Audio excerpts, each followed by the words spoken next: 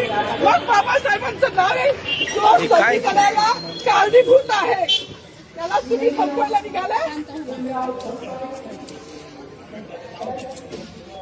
पालकमंत्र्यांची फार मोठी चूक आहे मॅडम, माफी मागणार नाही, पण पालकमंत्र्यांची त्यांची ही चूक पत्रात घ्यावी. नाही आता राहू दे, जसं तसंच राहू दे.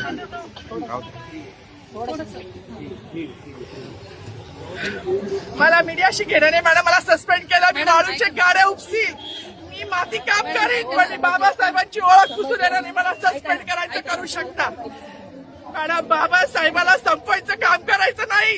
26 जानेवारी 15 ऑगस्ट मध्ये मी नाही मानत, पण लोकशाही मॅडम तुम्ही सुद्धा संविधानामुळे आहात.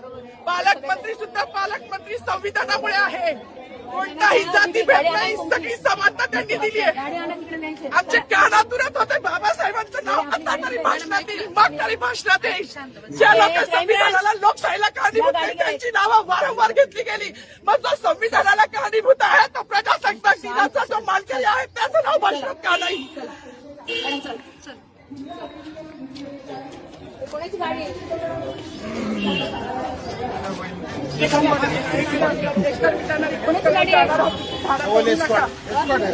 अरे माझी गाडी असेल ना रे, ट्रॅफिकची गाडी काढ रे.